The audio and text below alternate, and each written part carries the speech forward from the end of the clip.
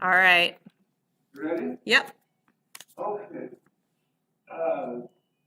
Good evening, ladies and gentlemen. Welcome to this meeting of the Stayton City Council. It is Monday, the 15th of June.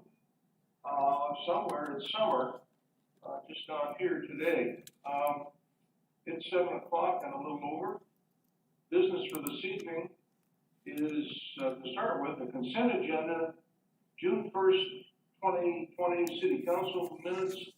And the second item on the consent agenda is a resolution number 1011, adopting an adjustment to the fiscal year 2019-2020 budget. So some action on that, please, folks.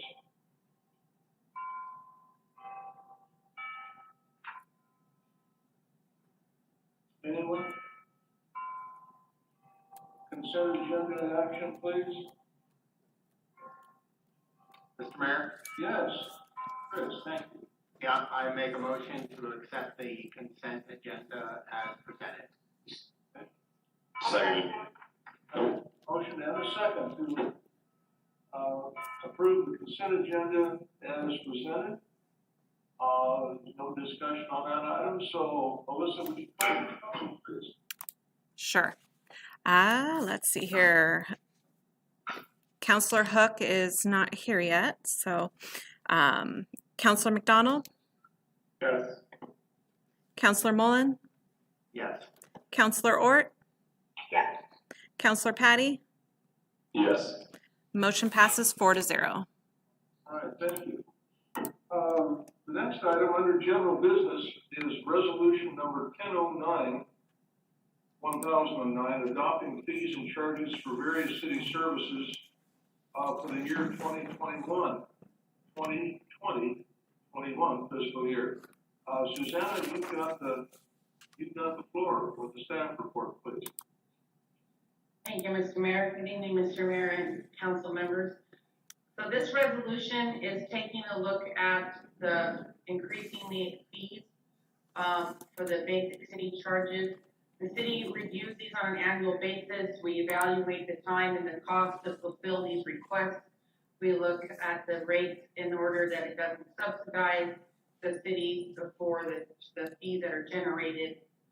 Factors that we're looking at when we're evaluating these fees is a combination of inflation, cost of the city incurs directly for such things such as bank fees, what the banks actually charge.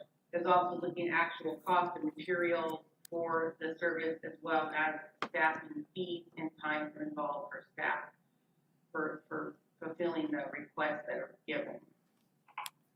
These fees are grouped in different categories, such as fees for special requests like permit and license.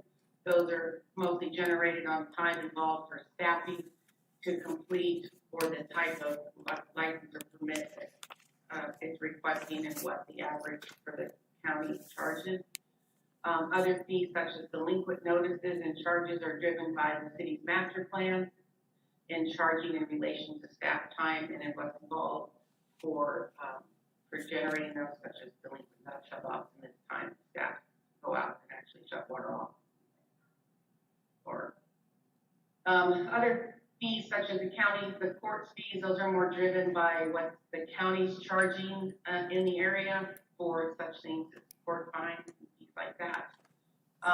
Other charges such as based on charge for services for like the school and the library, those fees are looking at as well as those inflation and things like that. But the cost of maintaining building and operations for the things involved.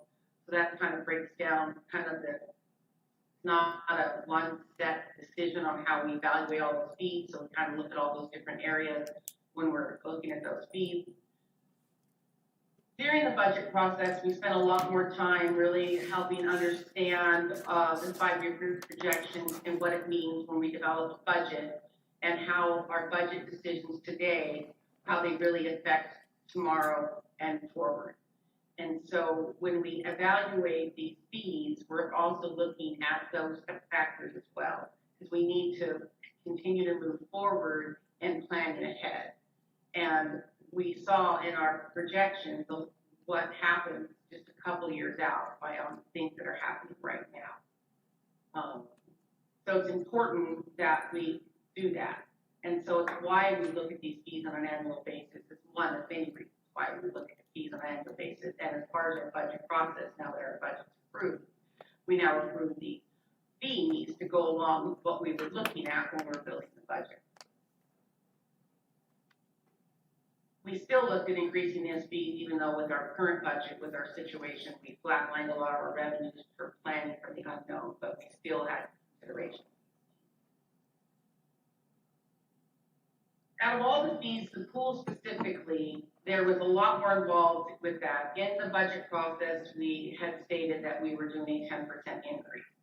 And looking at the rates and what's involved with the pennies and the coins and all of these things and the transition action, we decided the best option was to not only give it the 10%, but roll up the fees to even dollars.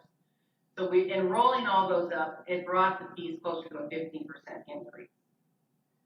Which is, and looking historically at the cities, has not consistently kept up with those rate changes. The pool's facing a lot of issues, as I mentioned many times, and through the budget process. We have to continue to look at having rates come closer into relationship to meeting the needs of the pool and its maintenance and its facilities. So we have currently like $1.5 million in repairs, and historically in the past, we've not upped the rate to keep up with these cost changes, staffing changes, minimum wage changes. And so what's resulted is that the maintenance of the pools continue to get pushed back and pushed back and pushed back. Unfortunately, we are at a position now that the pool is really facing permanent closure because of the amount of maintenance that is needed, even regardless if the levy passes or does not pass. This fiscal year is going to be really driven on really looking at what options we actually have to deal with the pool. So, and I also understand that we are in the middle of a pandemic and uncertainty in our economic standing going forward. But for a city to be fiscally responsible, we need to continue to look at upping these rates. And as we continue to move and grow in that projection of looking forward and we stay on top of these things, economically, we have an economic crash about every 10 years. They're all at different levels. The 2008 crash was the biggest we've had in a couple decades. But as we continue to move forward and change that visionary focus, so our decisions are really looking at the future pandemic situations or economic crashes, we could possibly skip rate increases. And because of where we're at historically right now for the city, we need to up these rates accordingly. So the resolution before you have options to approve as is or approve with modification. That completes my staff report. All right, thank you, Susanna. Discussion. Yes, Mr. Mayor, this is Councilor Petty. Go ahead. Oh, the other councilor can go first, that's fine. Go ahead. Oh, okay. Yes, Susanna, real quick, I just had a quick question about the facility rentals page. So I noticed that the cleaning fees didn't appear to have been increased for the community center. And my question regarding that was just, with COVID, I would imagine those things are going to be a little bit more labor intensive and resource expending to clean those buildings should they need to be cleaned by staff, and I assume they will have to be cleaned by staff. Should we look at increasing those commensurate with those costs? It would not be a bad idea. We left the rates because our janitorial service isn't going to change how much they're charging us to do the cleaning. Okay. So, because even if they're cleaning a more different amount of things, they're still in there about the same amount of time. Will the contract remain unchanged? Yeah. Okay.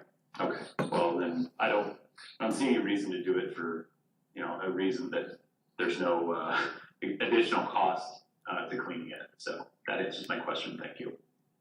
Okay. Thank you. Someone else? Mr. Mayor, Yes.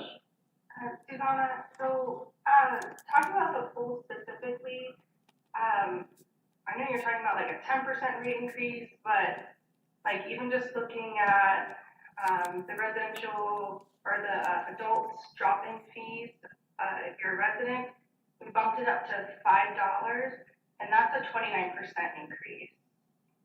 Most of these are, some of these are 50%, and some of these, you know, are, I mean, they kind of range. And then I also had a question about the annual membership. If you divide it over 12 months, that is actually, you pay more than if you were paying for a monthly membership. For if you're, I'm looking into the resident fees column, you pay more than if you're paying a monthly membership fee with the auto deduct. And my thought would be, if someone was willing to pay like for the full entire year, it should be at least like right on par with the monthly, like what, or even a little bit less because you're paying a big chunk up front, but the numbers just don't seem to match up there. So the monthly membership without the auto deduct is the rate. And if I did my math wrong, I better go fix it, and I could have done that. But this is what the logic of what we did. That's the rate. So if you pay for a year membership, you should be paying for 11 months instead of 12. You get 1 month free for paying that up front. The auto deduct is another smaller deduction because you're setting it up for auto pay, which makes less maintenance and work on the staff required for doing that. So if it didn't line up right, then something happened in my numbers and I need to go back and fix that. But that's what the plan was, and that was basing on that membership with the, that's how I planned for the annual membership. And then looking at the rest of them kind of doing the same thing. There's a little bit of a deduction for setting up auto pay versus for the monthly service versus the monthly manually in pay. So what was the other question? I'm just saying it wouldn't really make, I wouldn't choose that as a, I wouldn't choose the annual membership over, I don't know, it just doesn't. So every person will evaluate their budget according to their needs. And if it's easier to plan accordingly and pay on an annual basis, people pay on an annual basis. And that's I'm why saying it's $20 cheaper to go with a monthly, and so why would I pay a whole year upfront? Even if I had the money, I wouldn't do it because it's cheaper to do it by the monthly. That's all I'm saying. Yeah, I agree with so, I'm saying for the auto deducts. I know you're looking at the non-auto deducts, but I'm not looking at that. Like, if I'm looking at this and I'm trying to budget my money and I'm trying to do what is going to be like best for my dollar, then I'm looking at that. And actually, then the punch card being where would be a better value.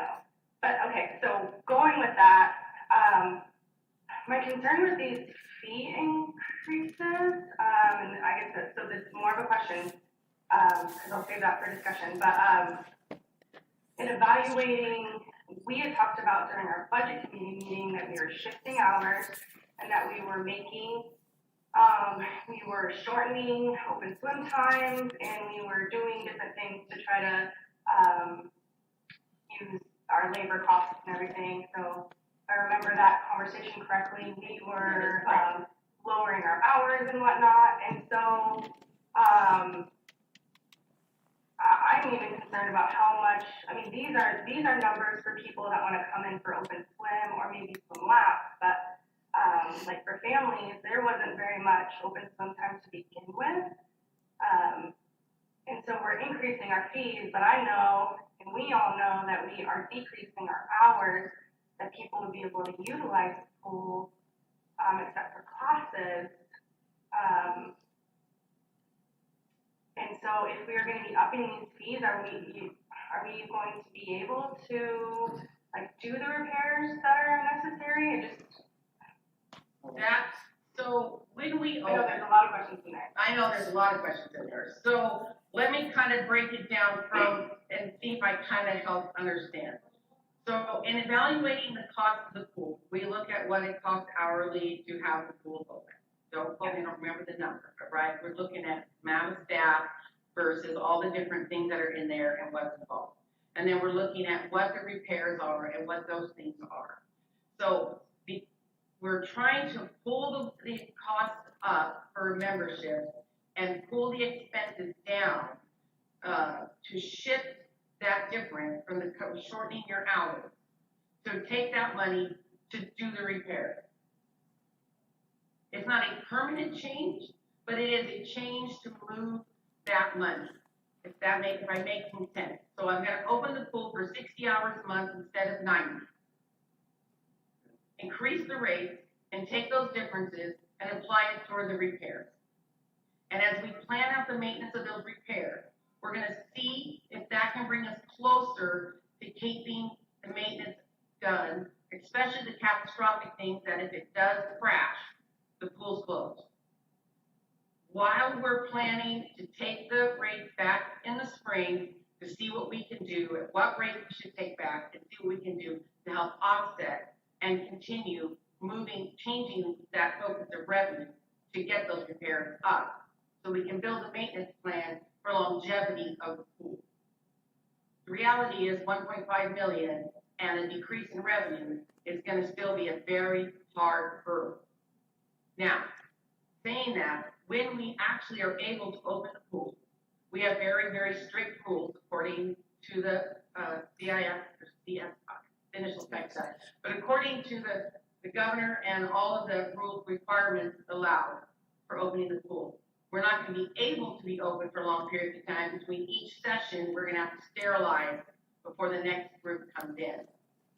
And then we honestly do not know how many are going to come back.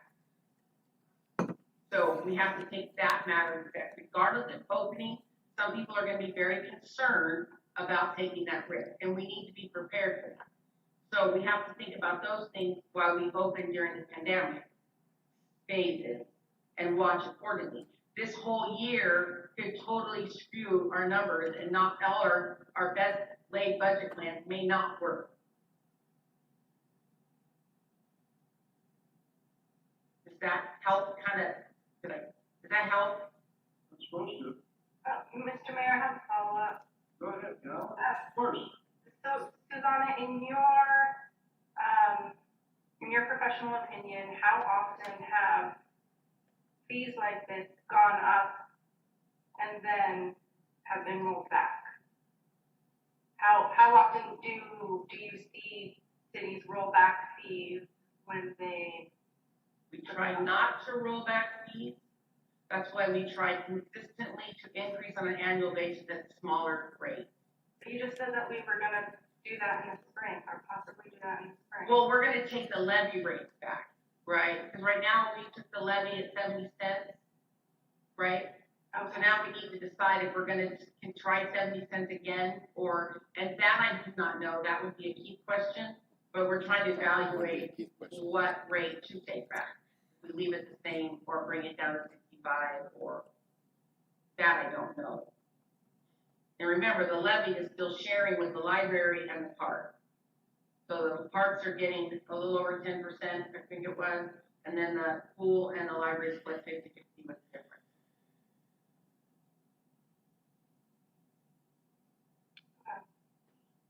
Susanna, does anyone project,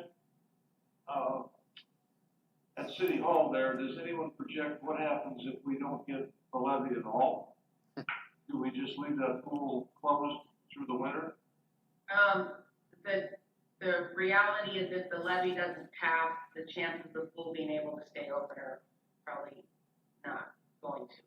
Okay, thank you. At all. Other questions or thoughts? Mr. Mayor? The fee structure. Another question. Go ahead, please. I noticed, Susanna, that we didn't raise any of the rates on renting out the space in the library. And I would say that, I feel like they're fairly low, and that is one of our, that's the nicest assets. Is there any, way that we can, I'm not saying a big jump, but incrementally, just add add a couple dollars to that or something in order? Or we can totally add a percentage increase, if you guys think that would be wise, we can put that in. And we can change it in this structure, and that's approving it with modifications, that you wanna see the library fees, for rentals increased by the CPI rate, or 3%, or, yes. Okay. And that's not a bad idea. Mr. Mayor, Yes. Aye. I want to echo Councilor Ort's thing that she saw with the rates and the yearly issue versus the monthly and auto deduct. I fully understand what she was saying, and it doesn't make sense. And I with the amount of time that we're decreasing, because I have a family too that would love to use the pool, and a lot of people would love to use the pool, but the value of it now diminishes for families if there's even less time. And so I don't see people like jumping to go and start using the pool if there's no open swim times, and it costs more to buy an annual membership where there's actually less paperwork for city staff to do, even with an auto deduct, than there is for like this auto deduct thing. Like, I see what your point is for the auto deduct monthly versus not monthly. Yeah, that's less paperwork, but I'm not seeing that same thing translate to the yearly issue. And I don't know if you have that in front of you where you can see that like the math doesn't add up. It just doesn't make sense to pay more for an annual membership when you're paying up front and then pay less for a monthly auto deduct. Usually it's an annual break. If you take the $56 and Not the 56, the 50. the 50 is getting a $6 decrease for setting up for auto. So if I'm an adult and I am going to set up auto deduct, I'm saving $6 a month for setting it up on auto deduct. But you're paying $20 more a year for paying it annually all at once. And if I am paying $620 a year, 56 times 11 is 616. So I just rounded to 620. Why are we talking about 56 again? Okay, so let me share my screen. I'm with you on this page. No, it's completely fine. I think. 12 times 50 is 600. So if you're gonna pay a whole year, I mean, it should. You kind of want people to go, oh yeah, let's pay for the whole year because you get a break. Why not? Then you know this person is gonna fund your pool for the entire year for the use that they're gonna do. Whereas they can cancel their auto deduct anytime they want, and you don't have those funds that you can rely on all year long. That was kind of my point too. So this is the rate right here. Here's your rate. Okay. If a member had to end an annual membership as well, there is a percentage return for that as well. We don't just keep their money if something happens and they need to end their membership. It's a sliding scale, of course, but Okay, we do so refund their money. Okay, so right? it's prorated. Okay. Correct. We're not here to keep money. And even with the ones that were paid the annual membership and we close the pool, when we reopen, we're going to take all the months that were closed into consideration for them to not have to pay back those months. Okay. So that's making a lot more sense. But that's not fair to them, and we're not here to do that. So, and I actually had a person call today was asking me the pool opens and what happens with their membership. And I said, well, the 3 months that you've already paid for. And he said, oh, that's wonderful to hear. I said, yes. So we'll adjust that and remind us when we get to open that you're an annual member, and we'll take care of that from there. Like, that's great. So, yeah. So, Thank you. That actually makes a lot more sense now. Okay. and when I deducted this $5 to $6, I didn't focus over here. So maybe that's my fault for not doing that. Because I was really driving all of my rates based on this right here. And then giving a discount here and then a discount here differently, depending. But I didn't actually think to take that and add it up to what 12 is. I do worry a little bit about perception, of the rates. I mean, I don't think that people are gonna be combing through them the way that we're combing through them, but at the same time, like, I know that when I'm budgeting things, and this is just, one person that's doing that, like, I'm looking at, like, what's my best deal? And so, I don't know, I've been in that place before where I've looked at the rates and I've gone, oh, that doesn't make sense, that's really weird, and then I sometimes will decide not to sign up for something, because it just doesn't make sense. And I just don't want people to, like, be diverted for any reason away from the pool, like, because it's such an important staple in our community, and I don't want to see it closed. I agree, I understand completely.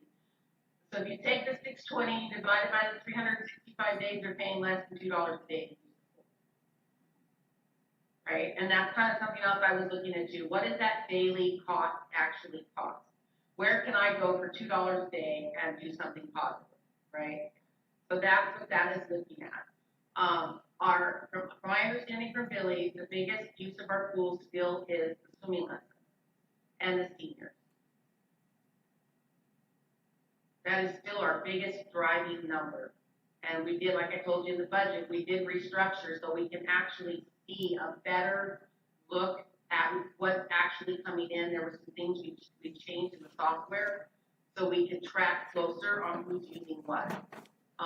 So that way we can see as we're opening what is still driving the need. So we can always be changing to meet the need of the community. Mr. Mayor, Yes, go ahead. so I still, and I just try to look right now, and we don't have any old schedules up, and obviously don't have any new schedules up. I still have a concern with raising all these rates, and then these are not rates for swimming lessons or for classes that people take. So if I were to go in and I'm gonna take a class, am I paying for classes, or am I paying I know when I go in to do, like flat swim or open swim, then I'm paying these fees. But am I paying a class fee for the classes if I wanted to take a class? Because I'm worried about the opportunities for people to go in. So for instance, if I'm an adult and I have auto membership, are there 10 opportunities? And there's lap swim and whatnot, but I'm looking at that as, are there 10 opportunities for me to come in and use the pool? To get otherwise I'm not gonna get a membership. I'm gonna get a drop-in fee type of thing. So those are the things, I'm looking at this from a consumer's perspective. Right. And so that's what I'm looking at these fees, and I'm trying to balance understanding our pool situation and then understanding, are we going, even like you said, the people that are wanting to come back, are they going to come back because we just increased the fees and they're getting we're increasing fees all over the place, and we're like limiting access to all these things that we have fees for. It's a little frustrating. Yeah, Mr. Mayor, Yes, go ahead. I want to completely agree with Councilor Ort here, and also maybe plunge us as, a city and a council, that maybe we should work on kind of rebranding our pool and take this opportunity of, people staying close to home. I know I've talked about this before, but people staying close to home because of COVID-19, and maybe like trying to push out some extra messaging about our pool so we can maybe change the dynamic of who's coming to the pool and make it more family friendly. I know that for me personally, I don't use our pool as often, literally because there's no opportunity for me to use the pool with my children. It is a huge deterrent, and I can't imagine that I'm the only person that feels that way. It's just not accessible, and so to decrease that, I fully agree with Councilor Ort that I think this is probably not the best route for us to go.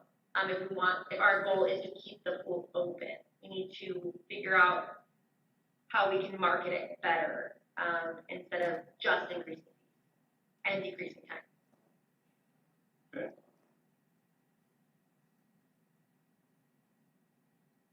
Well, we know there's going to be questions, and we also know that if we put $1.5 million tomorrow into that pool, we still couldn't fully bring it up to perfect condition. It is nearing the end of its useful life. And you can't walk in there and look at it and say, oh, it's almost done with. No, it's a working facility, and we want to keep it that way. But it will be increasingly expensive to do that as the years go by. At some point, we're going to have to say, we just can't do this anymore. It's the nature of pools. And this one's an old one. Okay.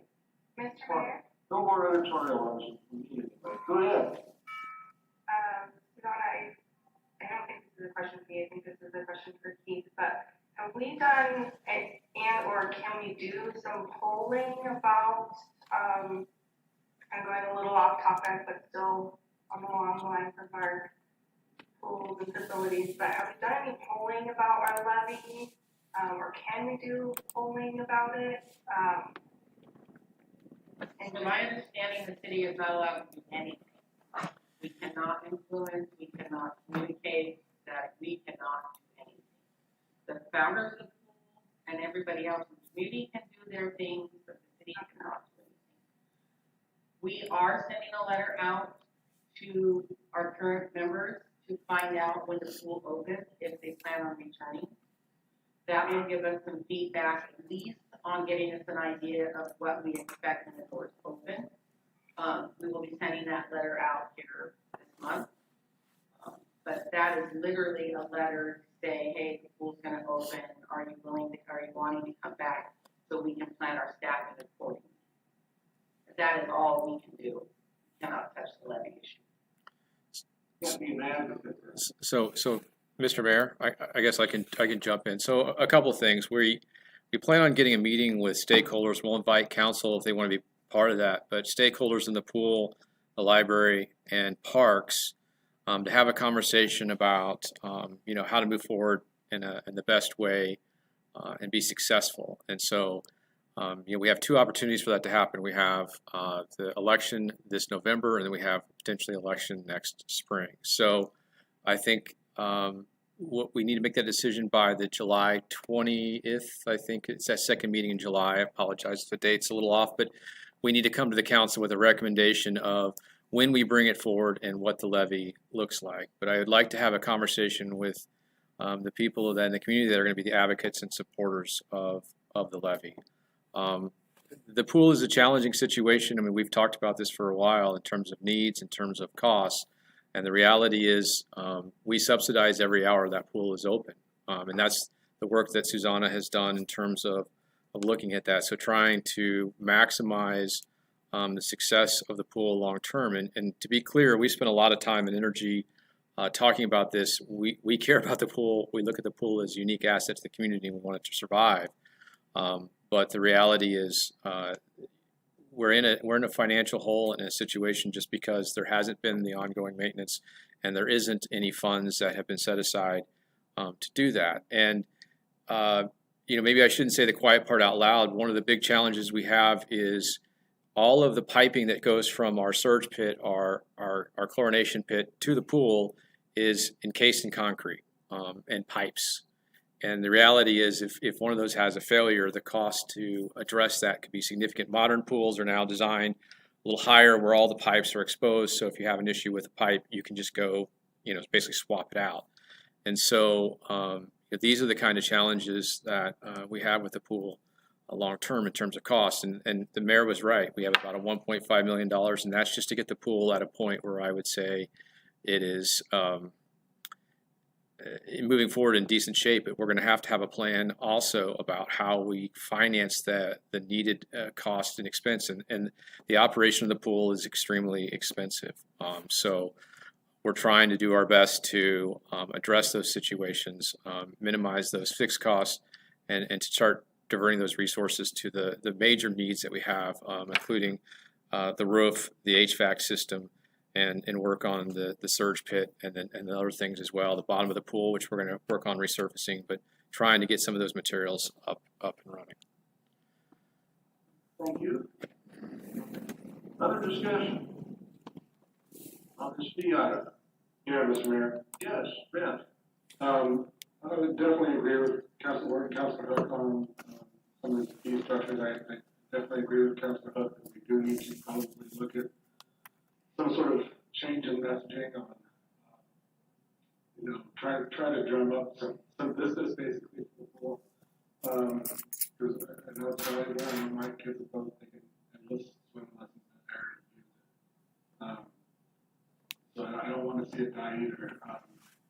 Even that said, though, I think we're going to need to, regardless, it's going to require an increase in rates. I see these rates as, a good, as good a guess as we can come up with. What I need and what we're going to pay. I also agree with Councilor Ward on the structure for the annual memberships. I think if we want to incentivize that, which we do, we want people to pay up front. I would propose setting all the annual memberships at 11 times the monthly auto rate. That's it. Across the board. So $550 for an adult resident. I think that makes a lot more sense because people are 3 months. They pay up front, which is effectively the same as auto deducts for getting their money right away. And that would give them a little bit of incentive and still a good increase over what the previous was. So that would be my only suggestion. There are some big increases there, but I agree that they're going to be necessary. Thank you, Ben. Other thoughts, questions, concerns? Mr. Mayor, Yes. I just wanted to say that I agree with Councilor McDonald on all of those points.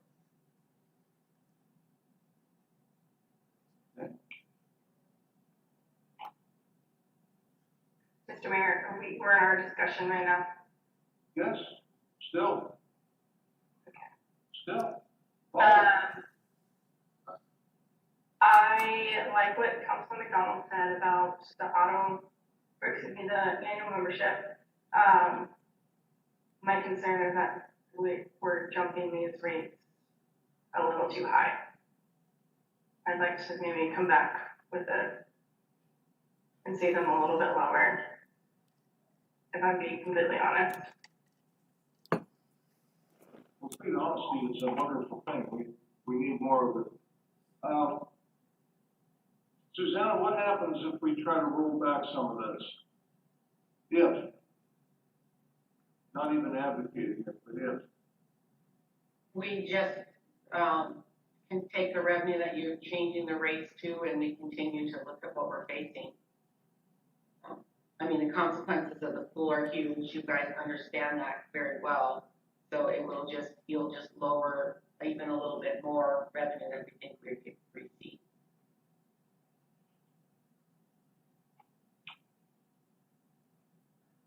Mr. Mayor, Let me ask this, for a minute, just, Counselor, just for a second. Does everyone understand what Susanna's saying, that the more we play with rate adjustments on this thing, the more we subsidize it with other funds? Is everyone comfortable with that? Mr. Mayor, Well, other Counselor, Page, Counselor Hook, go ahead. I just wanted to have kind of a discussion of, I totally understand where Councilor Ord is coming from, and I am not in support of increasing rates. It's such a hard balance though, and I know that Susanna has done incredible work on this budget and really thought it through because she understands how important this pool is to all of us. I know that Councilor Ord has advocated for this time and time again, and so I see where both things are good things to think about. Like, where's your balance of increasing it too much versus losing your pool altogether? And I know that we're not gonna roll rates back, but I'm hopeful that, here in the near future, we'll be increasing the time that we're open and the amount of open swims that we have once we recover from this hit that we've taken economically. And it is a really good message, for me personally, not even personally, as a counselor, it's a good message for me to remember, like, my job to advocate for the pool too, because the city can't. And I need to step up my own game and make sure that we're letting people know exactly how important that these levies are, because I honestly didn't expect the levy to not pass. I mean, we've passed it before, so that's really all I have to say. It's a really rough spot for all of us to be in, and I don't think any of us want to see it closed. Okay, all right. Councilor Ord? Yes, so I'm Mark? Go ahead. I'm sorry. You go ahead. Jumped in on this again. Go ahead. So if you're looking at the punch cards and you divide 75, it's $75. It's a 20 visit punch card. $375. It's less than and for the adult, it's actually less than our previous rates at $385. I just don't see all the, So when you're looking at, when you're looking at, rhyme reason for this. when you're looking at a business and you want to plan your revenue, you want to know what your revenue is going to be. Drop-in is a wild card. I can't predict that. I can't plan that. I can't organize that, right? I'll be able to pull last year's report and say, we had X amount of drop-in. Now, this coming year, I'll be able to say how much each category. But that isn't a good, stable number for planning accordingly. When I know somebody's bought a punch card, then I know I can plan on that. When I look at how many punch cards are coming, as well as the membership. So when you're strategizing a business, and this is a business, you have to look at it from a business perspective. You need to look at how to adjust your rates so that you can forecast them to your best ability. So if I'm going to be a last minute kind of person, and I'm just going to go to the pool that day, $5 for the day to go swimming is still cheaper than a movie. And that's what you need to look at when you're strategizing your rate. If I'm going to go to McDonald's and I'm going to have a meal, it's going to cost me $10 to $15. I can be spontaneous and spend the day at the pool for $5. But why am I going to spend $50 a month on a monthly membership when I can get a punch card with 20 punches that is, each punch is $3.75, and I have to pay the drop-in rate of $5 and say, so in order to get my $50 worth, I have to go to the pool at least 10 times, otherwise I'm paying more than the drop-in rate. But then why am I going to give you an all of the dust? Why am I going to put myself on an all of the dust and give you money every month when I'm not sure how many visits I'm going to go to, and then when I can get the 20 punch card and go whenever I want for $3.75? So that will come down to convenience of that person's lifestyle. Now, if I'm just telling you how other people are, this is how I'm a consumer I'm thinking, and this is what people are going to be thinking. So they're not going to give us our money. Right, not all people book from that logic. And so we need to understand that all these rate structures are meeting all different needs of people, right? If I want to pay a flat rate and go anytime I want and not have to worry about it, I'm going to be happy with my $50 a month, and I can go 7 days a week, 1 day a week, and never need to worry. It's no different than a gym membership.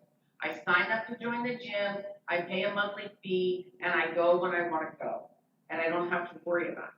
Now, if I'm on a different schedule and I want to be concerned every time my punch card runs out, or I just want a punch card for the summer only, because that's really when I'm going to use the pool, is when the kids are out of school, then a punch card is more convenient and more efficient for my family.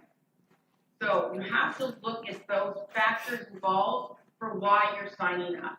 I mean, I've paid membership fees to the gym and then it's on once the entire month. It's the same logic for how these fees are structured. And we can eliminate some of these if you don't want them. We don't have to have punch cards and they can pay a membership or a drop-in fee. You have the right to adjust things if you want to. But this is the logic that was involved in putting these together, using the structure that was there. Thank you, Suzanne. Other thoughts or questions?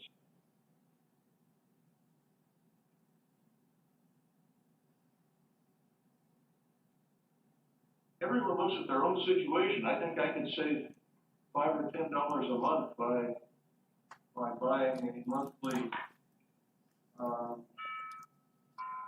I mean, whatever it is, there's a little difference here between a punch card for a senior. It's, I don't know, $7. What is it? 20, it says $7.50 as against, $4 something per visit. Anyway, we all look at our own situation on that total fee structure. But, hey, go ahead. Councilman. Yeah, somebody, go ahead, ladies. Yeah, so, oh, sorry, I didn't see if Jordan was gonna talk or not, but, I'm finding some of these school schedules, one's from 2019. And I'm just looking at the open swim, just to kind of like echo what Council Hort was saying. And literally we've only had open swim on like Friday, Saturday, and Sunday for like a couple of hours. So I can see why, you know, I hope that you guys can also see why that maybe that's not been very attractive to families. I really think that we need to up our game with some of these, you know, family times. I know that we have revenue that comes in from, you know, rentals and stuff, but to see Saturdays and Sundays pretty much all rental time. I think we're a family-oriented community, and it would be really great to see, you know, some more opportunities for us to advocate for our pool, even without talking about a levy, like to families, and do outreach, and give like more, I don't know, like, should we be charging families the rate that we're charging if we are only offering them like basically 4 days that they can come and use it? 3 days. Historically, the data has shown that your open free swim have the lowest revenue coming in versus the scheduled classes. That's historically what the data has shown. But the schedule, so I guess my question is like, if you have a membership though, you don't have to pay for open swim rates, right? Because you have your membership, you have your family membership, you just walk in. And so of course you don't have revenue for open swim time because people are already have paid for their family membership. The movement, some of the movements are open as well. Oh, they're also just part of your membership then, and you don't pay an extra fee to go to that class? Yeah, it's not really a class, it's just open and it's got lanes set up for people can come and walk. Where open is just the ropes are down so people can just swim, but it's actually free to come in and do your own walking movement exercise if you want to at your home. Are families allowed during that time though? Yeah. Okay. There are I feel senior like times. maybe we just There have are like a specific messaging issue. senior times.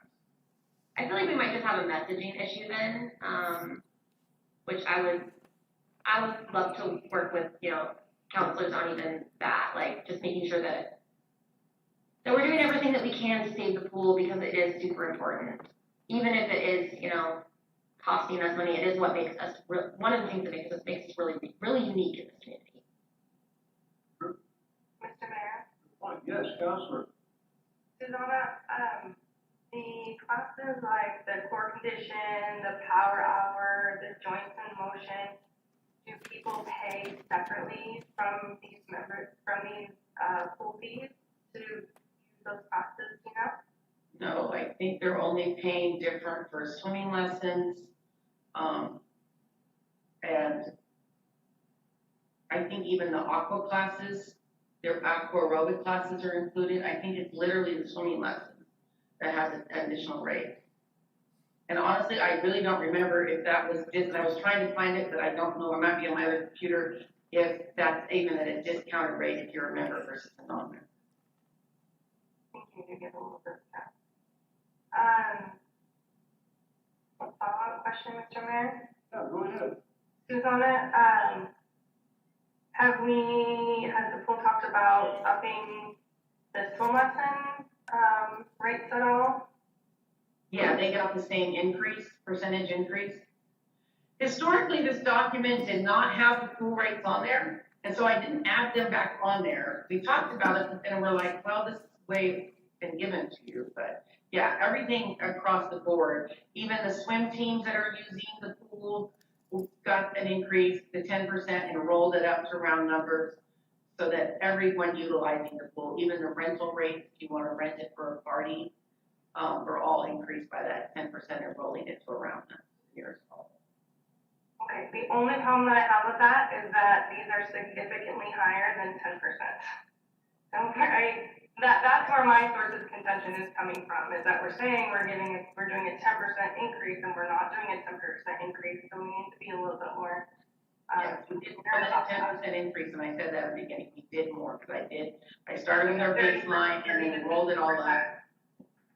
So honestly, the message is, this is the new pool rate with your annual increase is really what we need to say, because it is gonna all vary. And with the maintenance costs and the levy, this is kind of a happy medium from when we approved the budget to try to stay in and keep moving forward. The best we can come up with, but we have to. Thank you. Other thoughts or questions on this? Most of this pool schedule, this fee schedule, is where it's involved this evening, which is fine. And we don't want to chase people away. We know that. We want to make it a place for our community to enjoy. Where is that, as Susanna said, this happy medium of how to afford to keep that thing open and make it attractive?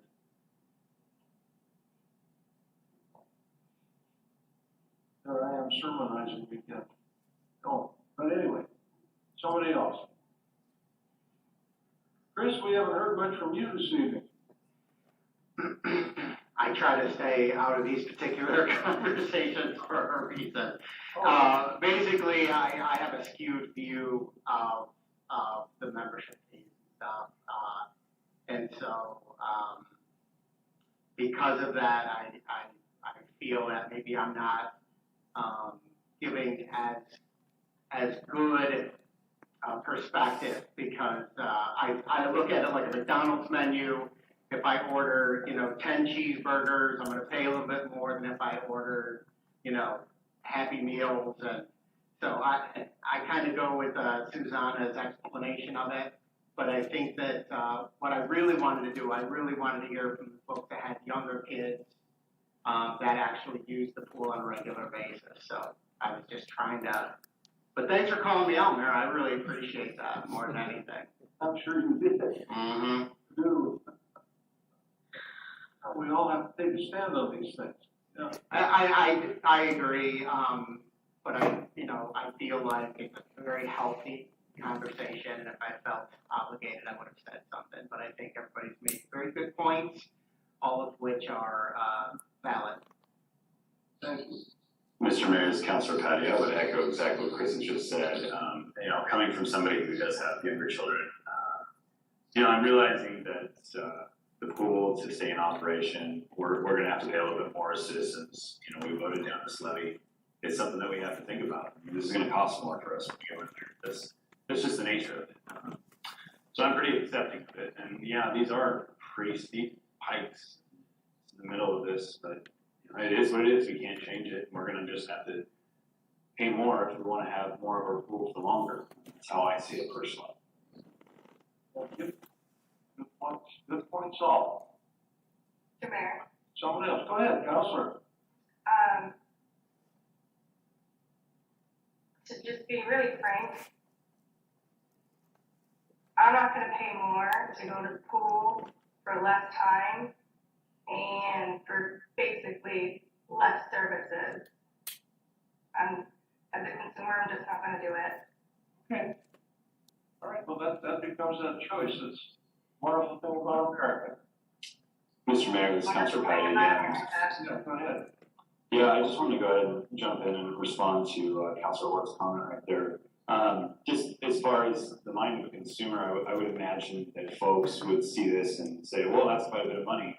Maybe I'll go somewhere else. And then they would quickly find that other pools pretty commensurate rates if not more. If you do a little research in Salem, rates are pretty high. Granted, there is more availability of hours, and I will stick with that, but the rates are slightly higher than some of these pools that I'm seeing throughout the community in Salem. All right, thank you. Someone else? Other comments? Yes, Mr. Mayor, I appreciate what you said, Councilor Patty. I would agree with that, but I would also say that if the perception is that you're paying more, but you're getting less, even if the rate increases are needed and comparable, I mean, there's still that perception. So, like Councilor Hook said, like, we're just gonna focus on, you know, charging more per person? We're not going to like talk about, you know, marketing our assets better in different ways and looking for ways that we can generate more income and not always just hiking up prices. I would agree with something else that Councilor Hook said, was that we do have a little bit of a perception problem because I didn't know that I could access, if I had a membership, I didn't know that I could access any of those other classes. I thought that you had to pay for those classes specifically. I'm not talking about swim lessons, I'm talking about like water aerobics classes. I thought the drop-in fee that I was paying, I go and swim laps occasionally, I thought that's what that was for. And so even as somebody who likes to use the pool, I still didn't know, you know, I feel like there's other things that we can do to try to draw people in, and it doesn't always have to be like raising our rates in order to do that. I wish that we could, you know, think about ways that we can be more creative instead of always just raising prices, but then keeping, you know, that you're still getting the same thing, you're just paying more for it, and actually sometimes even less. Mr. Mayor. Councilor, sorry. Let me Go ahead. jump in there first for a second. Councilor Orr got a point there with a good one, with marketing. We can do a better job of marketing that thing. Where that comes from, does it come from us? Does it come from patrons of the pool, swim club people, not swim club, swim team, people who are real advocates and spend a lot more time with it than we do. That marketing is a good point and deserves consideration. Go ahead, Councilor Patty. Yes, Mr. Mayor, I would just like to respond to Councilor Orr's comment. I would actually agree with you. Perhaps I'm too close to this. I grew up here. I grew up in this pool, doing swim team year round on high school.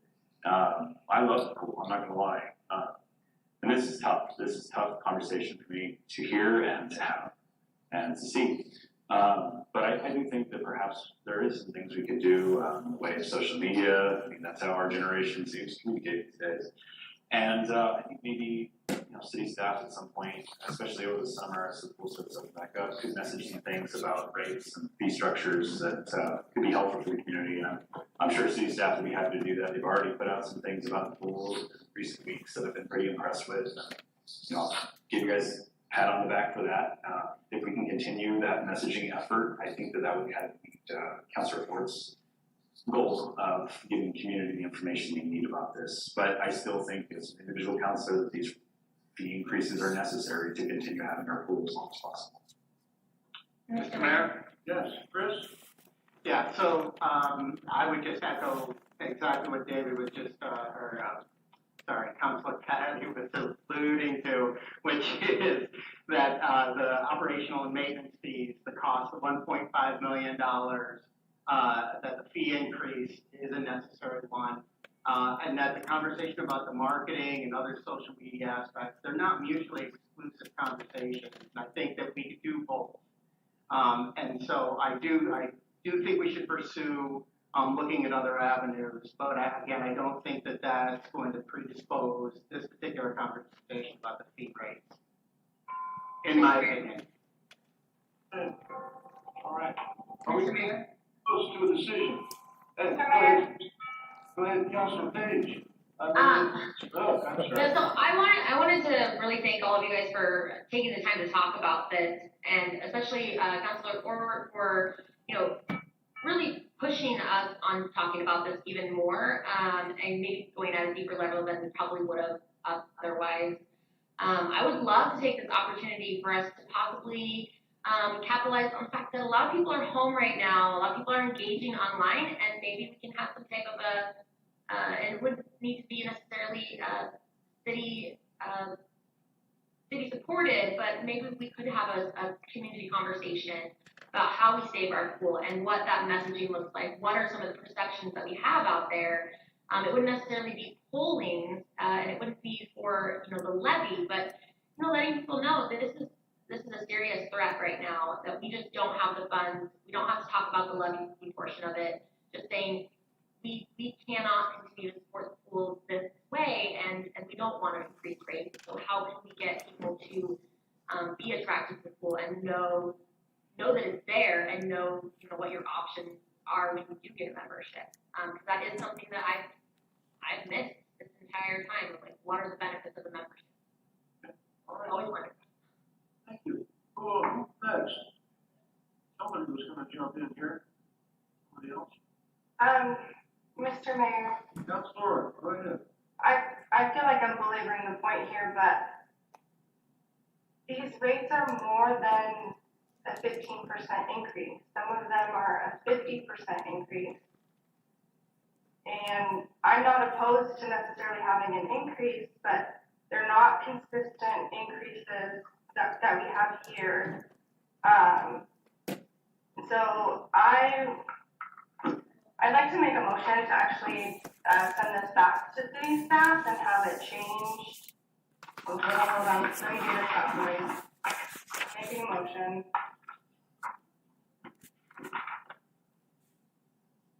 Okay.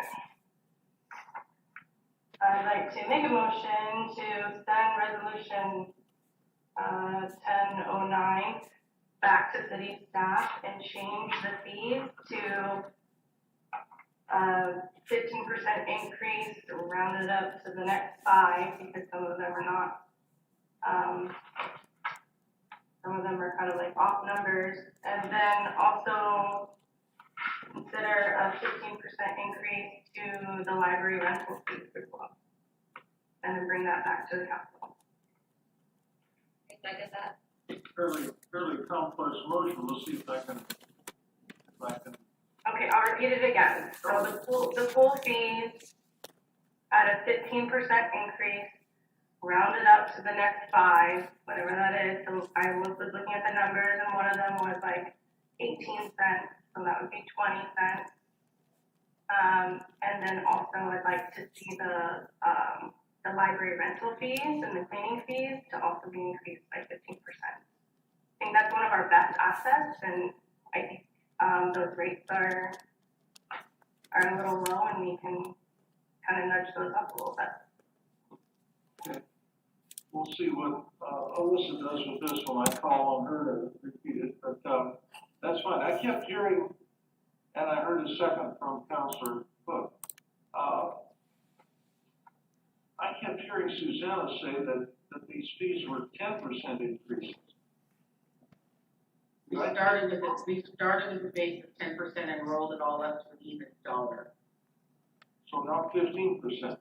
It came out higher, an average, put them all together, an average total of 15%. But we rolled them up to an even dollar to get rid of coins, to make it easier for transactions, or using cash, easier for balancing, easier for tracking, and, you know. That's all. Okay. And then to help with the rate. Councilor Hurd. Thank you, Suzanne. Councilor Hurd, was the intent of your motion to roll those fees up to the even dollar or even cents, 15 to 20 cents or 18 to 20 cents? What was the intent of that? To roll it up to the next 5 Now, 5 what? cents. Okay, now Susanna's rolled them up to the even dollar, the next even dollar. Again, to get rid of handling coins and, Well, is this the time to have a discussion? I guess we have a second. So that's what we're doing. if you look at again, I just picked a number. If you look at the annual membership for youth under 18 for the resident fees, it was 158.40. So if you multiply that by 15%, that's 182.16. But here the fee is going to go up to 330. So you went from 158, you doubled it. It doubled. Okay, could we, just a question now, a general thought here, could we rethink that motion to go back and rethink those pool fees in this resolution? Did you find any, you don't have to, I understand the way it is, but that seems to be the point of, let's call it contention in tonight's discussion. Could we just maybe direct staff to go back and look at pool fees? Because I certainly agree, you know, even without a vote in this, that rounding those fees to the nearest dollar is a time saver as far as staff time. You don't have to handle change. But to roll it up from 18 to 20 cents, I think that defeats that goal right there. Anyway, that's just me. Go ahead. I'm liking what I'm hearing of your suggestion. Can we maybe think about like rounding up to the nearest quarter, so we're maybe not like dealing with so many pennies or dimes or nickels, but I mean, making the math easier for some of the people that are at the registers, reducing that amount of mistakes that are made and time-consuming counting, but then still not making things jump in some cases, you know, to, I think Council Orr said one of them was like 50% of an increase for one of those rates. I mean, I see the value in rounding it up to the nearest dollar, but could we round it up to the nearest quarter this year, and then maybe, you know, next year we round it up another quarter if we're still missing the mark on one of them being to a dollar. Maybe do a slower increment since we revisit this every year. Well, it's you folks' motion. We can go in any direction we want. It seems like it would be maybe easier for all concerned to just ask the staff to re-examine those pool fees, since that's been most of the discussion this evening. But that's up to you folks. I would support that, but I also support the motion that Councilor Orr put forward. Melissa, can you restate Councilor Orr's motion? Okay, so to save you the trouble, I will rescind my motion. No, because I can get on board with, because I already want them to look at the library fees and increase those too. So I can rescind that and just say as a whole to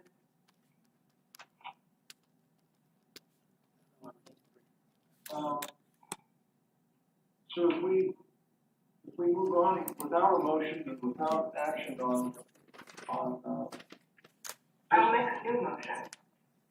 okay, well, can I get that second rescinded? Yes, sorry, I rescind my second to the motion. So that motion's out. Yeah, Mr. Mayor. Yes, So if the council knows that they want to do, and you haven't made a motion yet, but if you know you want to do a pool increase at 15% rounded to the nearest 50 cents or the nearest round number, I think you can make the motion just to accept with the following changes. So that way we don't have to bring it back. Does that make sense? So if you kind of know what you want to do, it sounds like you may know what you want to do, just to make the motion to accept as presented with the following amendments of the pool fees, and then if you wanted to make a motion on library fees, that way we can resolve the issue tonight, not necessarily have to bring it back in the future. So that would just be my suggestion. You guys can do what you'd like to do. Councilor Orton, go ahead. You have. Well, she's, no one on the floor, we're gonna get one here in a minute. Councilor Orton? Jordan? Mr. Mayor, Yeah. the only thing I worry about that with what Keith said is I want to make sure that Susanna has the time to like look at the budget still and make sure that we're not condemning our pool to close anyway. You know what I mean? Like if we have to raise these rates, like if at a second look we have to raise these rates or else the pool's gonna close, like I think we want to save the pool. Like, Well, can I object? I have, and we have really looked. And we really, really have to up the rate. And if you look at, the youth membership at $158, it wasn't even in a line with what an annual is. If you take that number and look, it's coming out way less, like $14 a month, when if you pay it monthly, you're paying 16, right, and we have 25. So some of these are adjusted to try to align the rates up there. So, the pool is, I hate that we're at this spot, like it's a terrible spot to be at, and nobody likes raising rates. Like that's not a fun thing for anybody to do. And I'm sure that wasn't easy for Susanna either to like look at this and go, oh, I've got to raise these rates and deliver this news to the council. Like that's not her favorite thing to do in her life. But gosh, it's just it may be something that we have to do this time, and then we have to do better next time. We have to do better. yeah, if we need to look at what we need to do now, and then as the year progresses, then hopefully we get it down to a much smaller, consistent increase. I mean, one of my jobs as a finance person, since I am very good at looking at forecasting and really looking at that effective today for tomorrow, right, is helping you guys learn that. And that's part of what this process is. And as we get these good habits in place, because everyone has an increase, that's what CPI rate is for. Everyone, I mean, your milk doesn't cost the same price, right? So rate increases are a natural part of our economy and the way our economy is designed. But I would like to have the pattern of making those increases small enough where it, you know, it's a cup of coffee a month instead of, you know, a hamburger and fries, right?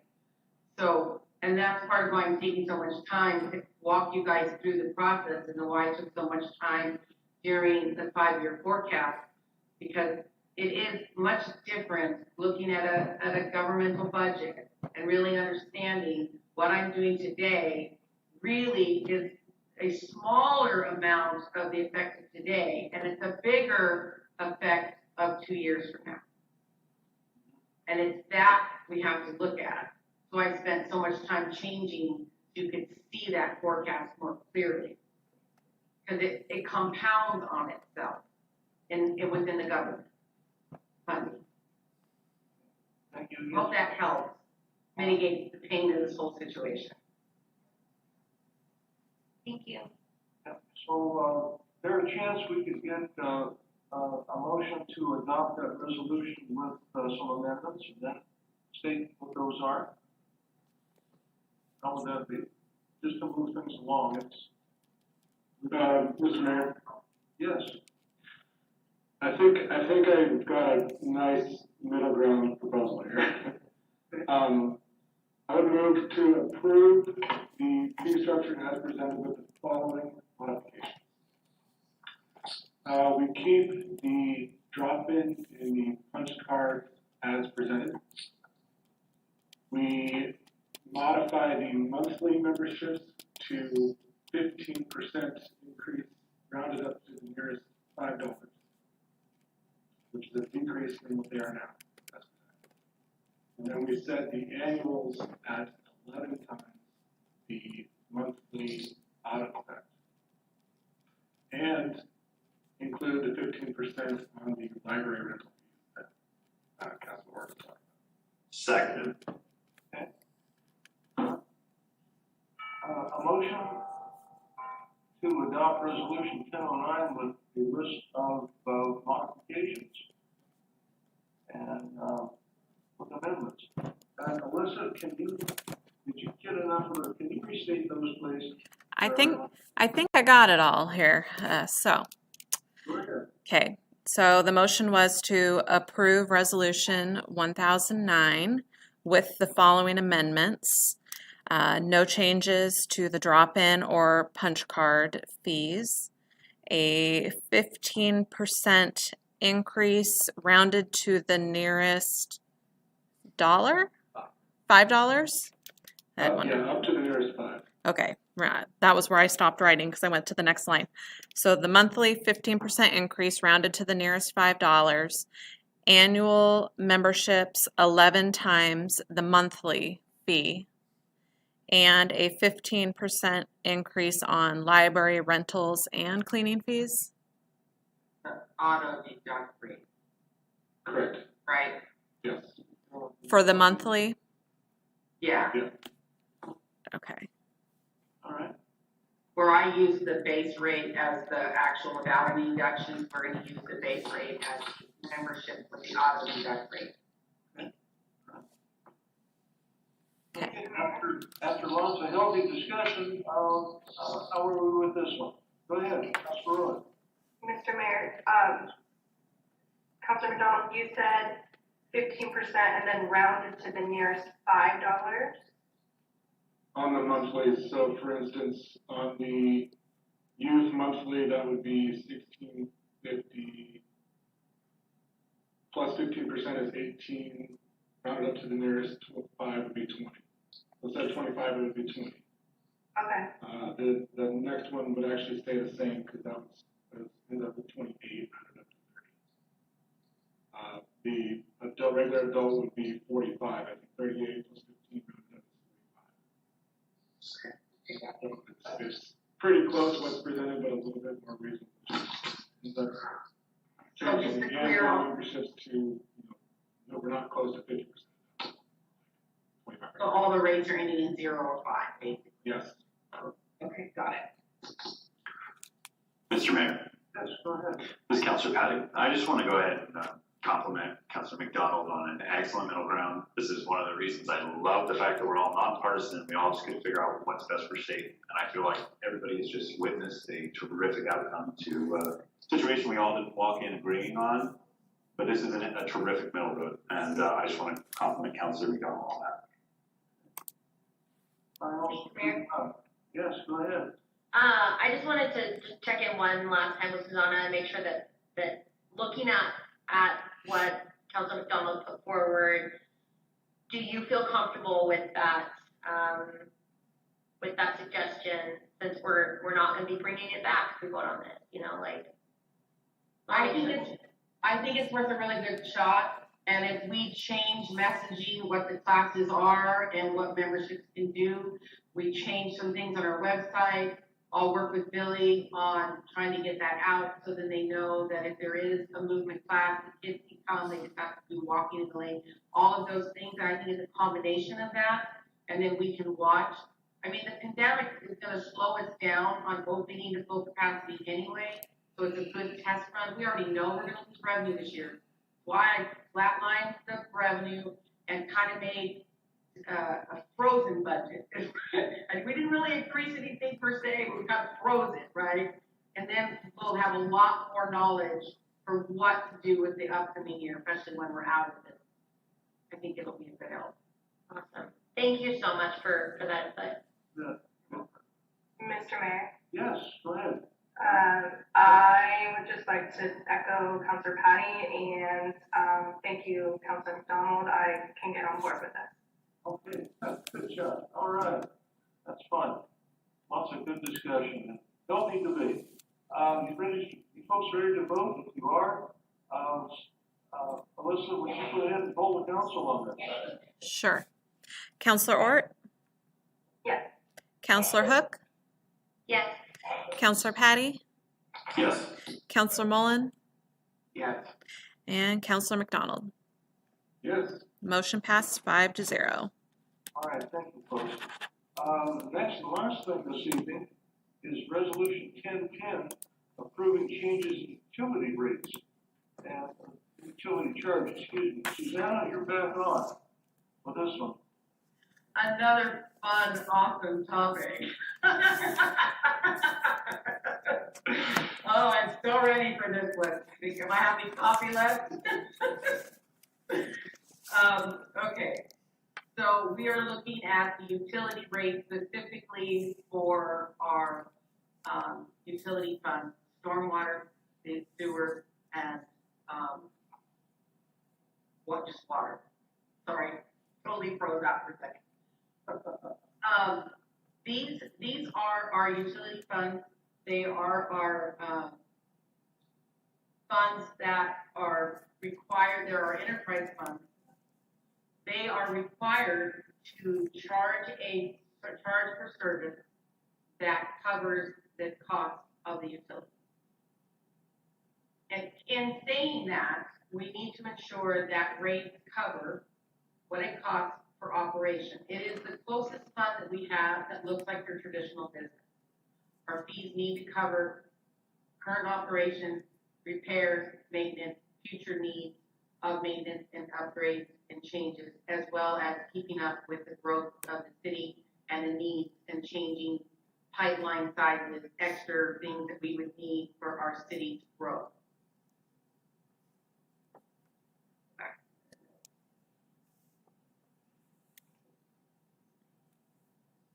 My place.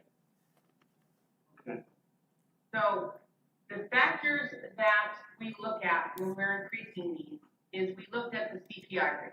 We used the Western Region CPI rate of looking at what the average is for the increase as a whole. And this year it's at 2.5%. We also are looking at our cost against the, like I said before, the operations and maintenance of those kind of things. Prior council has already added a 5% on top of CPI rate for the pool, for the water, because we have some very serious water needs coming up. We need sand beds and we need some expenses. So that was already put in place prior, so that was continued. When we built the budget, we did the same thing. We added these increases, even though we flatlined the expectation of the revenue and adjusted our expenses to try to put us in a holding pattern to give us time to watch as this unfolds economically. And then as it opens, we've got the fees where they need to be. The same thing with the 5-year projection. You saw that our utility funds are in some of them with needs that are coming up. We need to keep this in line. If we do the CPI rate and follow that, even with the water at 5%, I showed it's about a $3 to $4 increase per person. The rate in your staff report was using the base rate for your average person, and if their water usage was higher than 4,000 gallons, it could go up to like 350. So it's not a big increase as we plan accordingly. Again, historically, I can see the pattern that the city has not consistently kept the rates going with the cost of the service. And it's the same kind of situation. Here we are in a pandemic. We really need to up the rates. We can't hold back. We've had lots of gaps in the line to get our rates to stay in alignment for us to do this. We are doing the utilities rate, so that will help us for going in the future. But at this point, we need to look at that. understand that we're still not charging late fees, not charging shut-off fees through the phases that we're in right now. We still go to the community, when the community comes and they're in crisis, we have a sheet of references for them. We give them all the things we can do to give them help to get to their utilities paid and covered. So we're still doing that. We want to get into that same thing we already talked about watching this budget on a regular basis so that we always keep the costs small. We don't want to get a catastrophic event and have to do a really large increase, bigger than what we just looked at for the pool, to our community. So that's why these rates are set the way they're rated, and we use that guide. The motion before you is to approve as is or approve with modification. Some of my same key points we kind of talked about, so I think that completes my staff report. Okay, and the number you're showing us is $3.04, the total increase to monthly utility bill, right? Yeah, that's for the base person uses, like I said, it's about $3 to $4 depending, because we have a very complex fee structure based on businesses, homes that use under 40,000 gallons, above 4,000 gallons. What it does is it adds $1.18 per 100,000 gallons. It adds, where did I put that? It adds like 60 cents to the sewer, and the dollar to something to the, I guess I should pull that up. To the sewer rate for the base rate. And water is the only one that has a base plus usage. So does that help? Because I stumbled over that and actually didn't have the rates in front of me. Well, I think, is most of the community gonna, the $3.04 thing is where most of us are gonna be? I would say most of you are gonna fall between $3 and $4, yes. Because one lady actually emailed me and asked me, and hers came out to $3.50 because she uses above 4,000 gallons of average. So it's gonna be right in that range, yes. For all three together, water, sewer, and storm together. Mr. Mayor, Yes. I want to put this into context for people that are watching at home. I've been watching kind of like what my bills were. I've been living here since 2013, and my utility bill has literally not increased at all at the base rate since I started living here. I'm still paying like around $91.50 every month since I moved here in 2013. So I don't think that these rates are out of the norm, really. I mean, literally, I've had no increase, and you kind of expect to have some increase. Now that could be different for different households that use a ton of water. I can say that I probably don't use. I'm not much of a gardener myself, but like, not to get off topic, but I don't use it as much as other people. So I just don't want people to be shocked and go, oh my gosh, my bill is going to be so much bigger, because really our bills have not increased that much when it comes to our utility stuff. And it's showing based on, how many problems we're having right now that it probably is time for us to have that increase and put so we don't find ourselves in the same situation we have with the library, where we have so much to pay for and we can't pay for it. All right, thank you. Other comments on this? Mr. Mayor, Yes, go ahead, Counselor. Susanna, can you tell me, is it the sewer, do either the sewer or the storm drain user fee, do either of those, forgive me, I know I should probably know this, but, in my ignorance, but, do either of those go towards, the money that we're setting aside so that we can fix our sewer system? Would that be the sewer rate? Does any of that money go into those funds? All of it goes into that specific fund. So if whatever you charge for water stays in water, whatever you charge for storm stays in storm, and sewer. Your storm rate is a base rate for a single family resident home. I mean, a house with just a basic family, not an apartment complex. It's $5.65 a month. At the 2.5% increase, you're going to $5.79. Now, I didn't roll those rates. Just left those alone, okay? Just did a flat percentage increase, just so you know. So they So the stay sewer within rate- that fund. So the sewer rate, that money is then what we would use to upgrade our main sewer line, like under, if we're going through and we're updating our streets, and they have those utilities underneath, patient, where I'm going with it, with this stuff underneath, that's where we would get that money, is that Correct. a fair assumption? Okay. We did not up the street fees. The street fees are still $2 per resident. We did not touch that one at this time. We figured there was enough impact at this point, and we're still waiting to see where the government's gonna open up and bring us some more grants for street stuff, so we left the street alone at this point. You can chime in and say, Well, a couple of things. The street fee was passed as a resolution from the council, and it wasn't passed with any sort of CPI. So that's just a fee that's put on to the monthly utility bill. These are what's known as enterprise funds. So for local government, or enterprise funds are essentially, they are our business. So each of these entities is, in essence, its own business. So that's the way you think about it. And enterprise funds are dedicated to those funds. So kind of what Susanna said, the fees can do there. If you can loan money, and we've done that in the past from one enterprise fund to another, but you have to set it up like a loan from one business to another business. So these are really our independent funds, and enterprise funds are a fancy way of government saying these are sort of like independent businesses operating inside the city limits. And that's not a great, some of my colleagues might, but that's my way of trying to symbolize, what an enterprise fund is and what these funds are. I didn't mean to mute. And I just want to thank you, Susanna, for, I feel like I've been giving you a lot of hard stuff today, but I appreciate you and all of your work that you're doing, so thank you.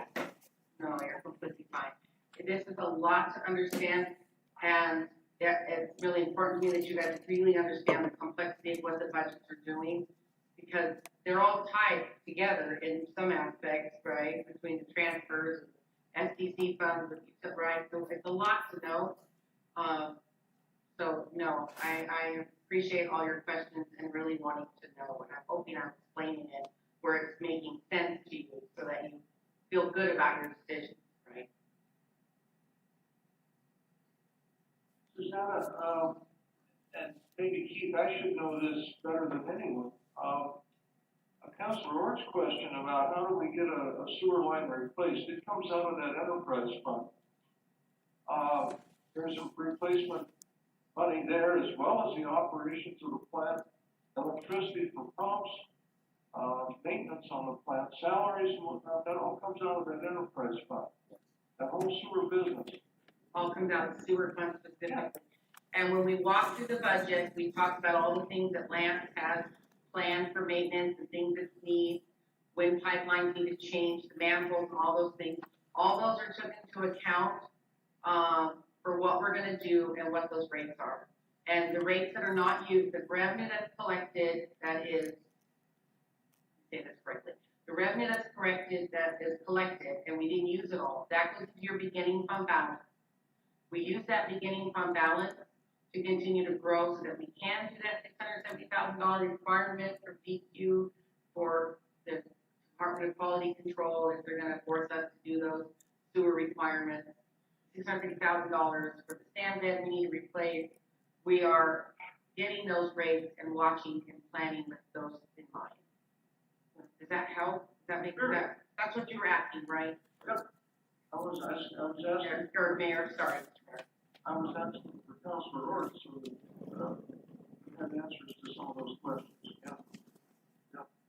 I was asking for that. Somebody else, anything? Are you ready to go to a decision on this one? Yes, Mr. Mayor, this is Councilor Patty. I move that we accept resolution number 1010 approving changes to utility charges. I'll second. All right.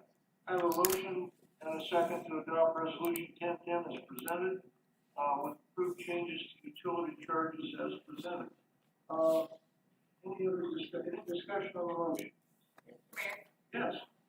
I I pretty much just want to echo what Councilor Petty said on the last one and say how glad I am that we were able to have these discussions tonight, that we were able to have Susanna explain things to us and in a way that we can understand. It's really nice to have that because we didn't have that before you started. So thank you very much. It makes it so much easier to make decisions when you actually understand in full what the impacts are of that decision.